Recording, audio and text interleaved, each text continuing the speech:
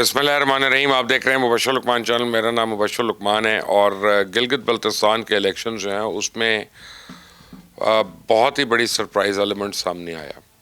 खुद मेरे लिए भी सरप्राइज़ है। वो क्यों है मैं आपको अभी बताऊंगा उसके मुतालिक।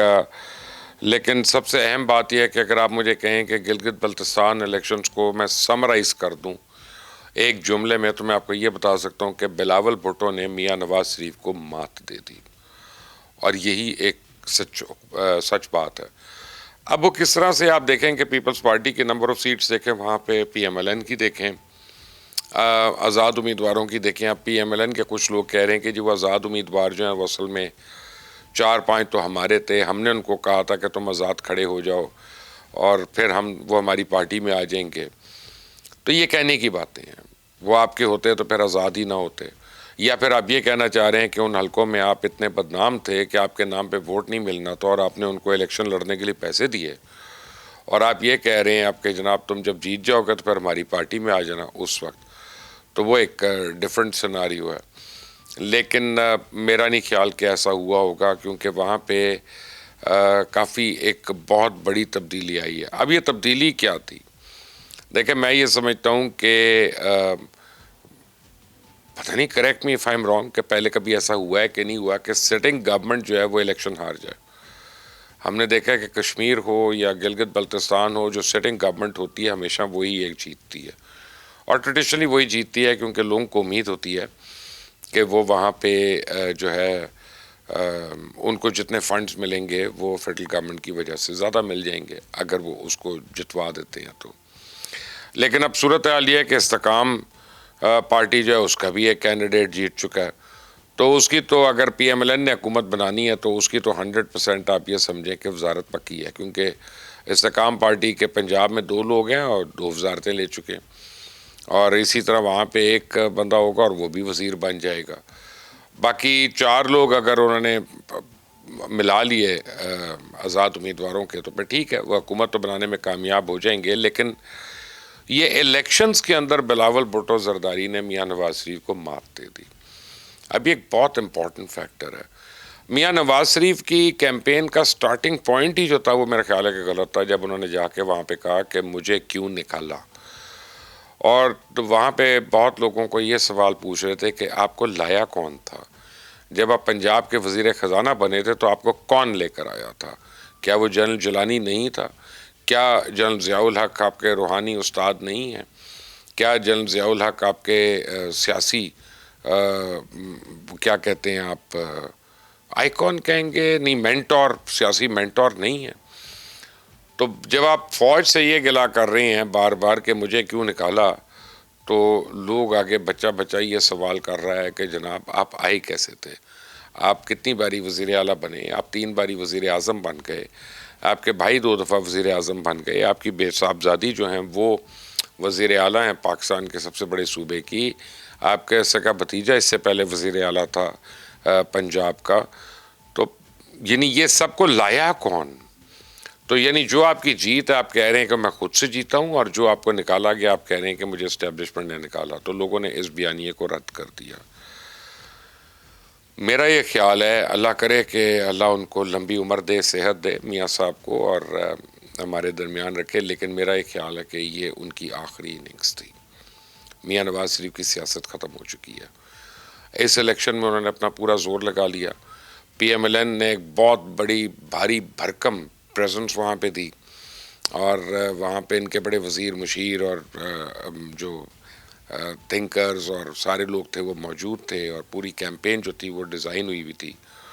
और प्री पोल रेगिंग के भी इनके ऊपर इल्ज़ाम लगे। प्री पोल रेगिंग की होती है कि आप पहले से जाके वादे कर लेते हैं कि ये हमारी हुकूमत ये करेगी, या हम पहले एक पोल बना देते हैं या कुछ कर देते हैं। तो ये सब कुछ हुआ वहाँ पे, उसके बावजूद पीपल सॉ थ्रू इट, और उन्होंने वफाक की हुकूमत के ऊपर एतबार नहीं किया, और उन्होंने कहा कि हमने अपोजिशन की इस जमात को यानी पाकिस्तान पीपल्स पार्टी को हमने वोट देना। अब ऑब्वियसली पीपल्स पार्टी की तरफ से 2 लोग उस कैंपेन को, यानी लीड तो उसको बिलावल भुट्टो जरदारी कर रहे थे, लेकिन उसमें आसिफ भुट्टो का भी रोल है, उसमें पीपल्स पार्टी के और लोगों का भी रोल है। तो पीपल्स पार्टी की एक क्वालिटी हमेशा से ये रही है, तमाम तर कमज़ोरियों के बावजूद, कि पीपल्स पार्टी अपने लोगों के साथ राब्ते में रहती है। پیپلز پارٹی کے ورکر ہوں یا اس کے کارکنان ہوں، وہ ان کے لیے کبھی کوئی دروازہ بند نہیں ہوا. اور یہ میں نے بڑی چھوٹی ایج سے دیکھا ہے اپنی. سب سے پہلے مجھے یاد نہیں اب میں کہ اس گورنر صاحب کون تھے، لیکن پنجاب میں ان کے گورنر آئے اور ہم لوگوں کو بلایا ہوا تھا کھانے پہ. میں فیملی کے ساتھ گیا وہاں پہ، تو سڈنلی دروازے کھل گئے جی، اور سینکڑوں کی تعداد میں جیالے جو ہیں وہ اندر آ گئے، اور کوئی روک ٹوک نہیں، اور کوئی نہیں. ان کا ادھر سے کھانا کھانا ہے، ادھر سے پلیٹ گرانی ہے، ادھر سے وہ کرنا، ان کا کرو کرو کرو کرو کرو.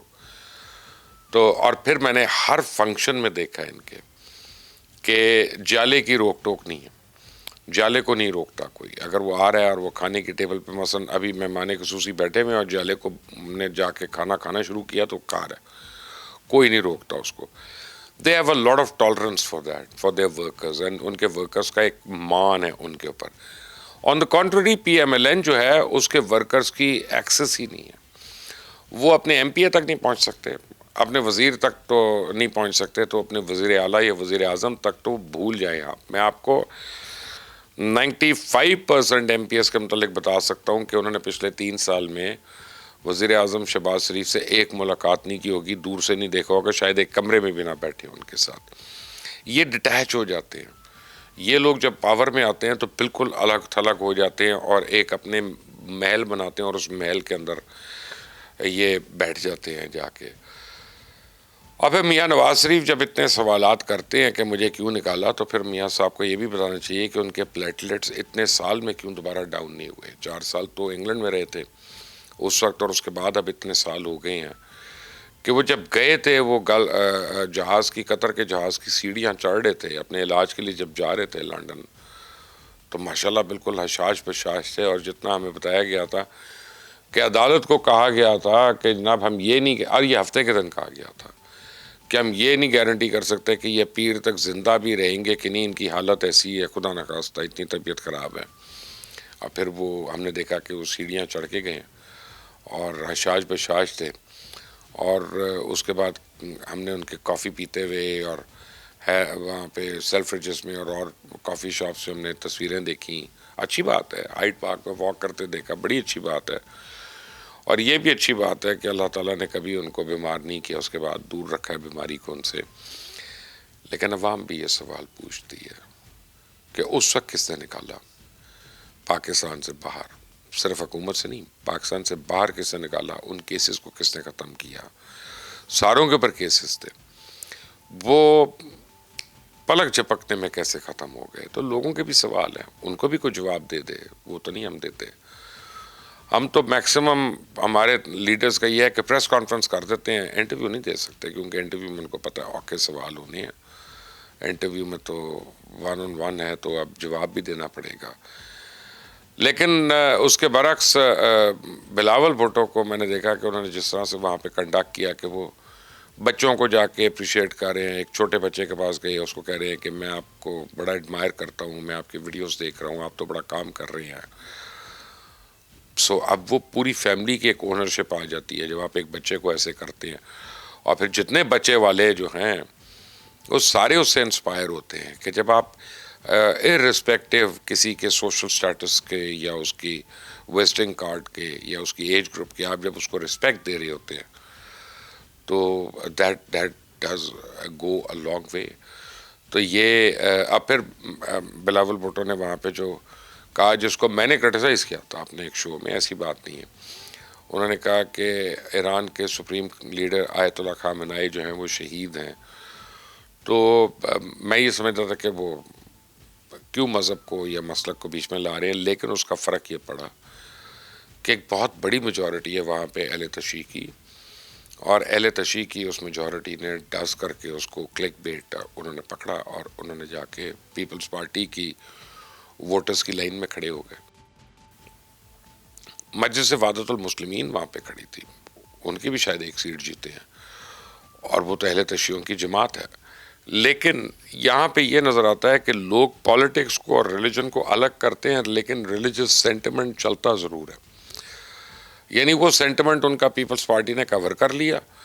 اب پالیٹکس کے لیے ان کو پیپلز پارٹی چاہیے تھی، اور پیپلز پارٹی جو ہے اب ہمیشہ سے اس کا ایک سلوگن یہ رہا ہے کہ وفاق کی زنجیر بے نظیر. تو اب پھر پیپلز پارٹی یہ پروف کر رہی ہے آہستہ آہستہ کہ جناب وہ وفاق میں تو ہے اور کسی ایک صوبے تک وہ ریسٹرکٹیڈ نہیں ہے. حالانکہ ہم سارے لوگ یہ سمجھتے ہیں رہے ہیں کہ ایک اس صوبے میں اپنے آپ کو انہوں نے کرٹیل کیا ہوا ہے، لیکن اب پیپلز پارٹی نے ہم سب کے تجزیے غلط کر دیے. اس موقع پہ ان کو کریڈٹ دینا پڑے گا. کل کو حکومت کون بناتا ہے؟ وہ آزاد امیدوار لوٹے بن جاتے ہیں اور مل جاتے ہیں اور پیسے لیتے ہیں یا نہیں لیتے، یہ وہ جانے، ان کا رب جانے. لیکن یہ کہ ہو سکتا ہے کہ پی ایم ایل این بنا لے، ہو سکتا ہے پیپلز پارٹی بنا لے، ہو سکتا ہے دونوں مل کر بنا لے، لیکن آئدر وے مینڈیٹ تو آ گیا. حکومت بنانے کا مینڈیٹ جو ہے وہ تو آ گیا، اور وہ عوام نے میاں نواز شریف کو وہاں پہ ریجیکٹ کر دیا. اور بلاول بھٹو زرداری نے نوجوان عمر ہونے کے باوجود پاکستان کے سب سے بڑے، سب سے سینئر، سب سے زیادہ منجھے ہوئے سیاسی لیڈر کو الیکشنز کے اندر چت کر دیا. کیا یہ آنے والے دنوں کی بازگشت ہے؟